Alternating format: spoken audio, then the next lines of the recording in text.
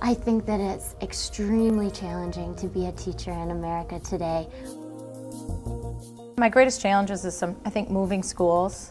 Sometimes when there's been retirements or buildings have right-sized based on population, having to pack up and learn a new community, learn a whole new group of kids.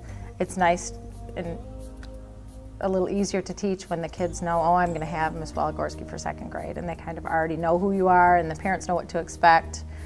So it's tough to make a new adjustment to a new school. I would think that would be my most challenging part of teaching. You know, sometimes just making that breakthrough with a kid to try different approaches when one doesn't work, and you kind of go, oh, what am I going to do next to make the difference, to make that little light bulb go on? It's really a challenge nowadays. These kids come in with a lot of issues and a lot of problems that aren't related to education but affect how they behave and how they learn, and so dealing with that on a 5 hours, 6 hours a day, 5 days a week is really tough. And anyone who has done it for 30 years as a career, I have absolutely the utmost respect for. I wouldn't have made it. If I had started out of high school or out of college teaching, I would not be in teaching now. I'm sure it would have burned me out and I would be gone. I think until they actually walk in our shoes and see how many balls you have to juggle in a day. It's just not the kids that you're working with, it's the families, it's the administrators, it's what's going on in the economics in the state of Michigan. It's being able to spend the extra hours with your intern or those students who are thinking about going into teaching in the future. We work a lot.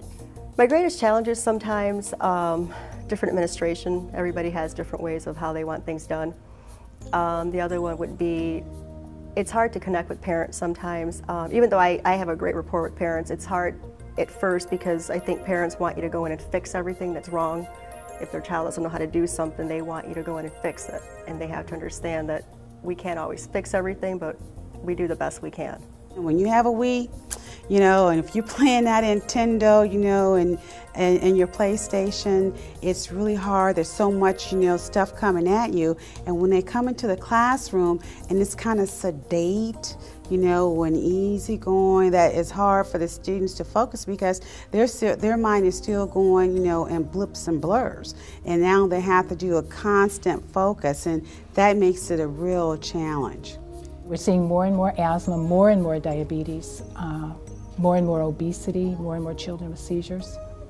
And there's more and more responsibility placed on teachers to monitor what's going on with a particular student, because we want these students in the classroom. We don't want them in the clinic. We want them learning. I think for me it's keeping all those balls in the air. So many things to think about.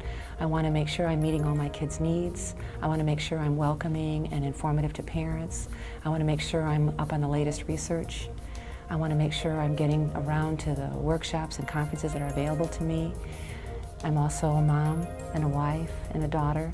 So, just keeping all those balls in the air to try to do the best job I can do. So it's a lot of late nights at school.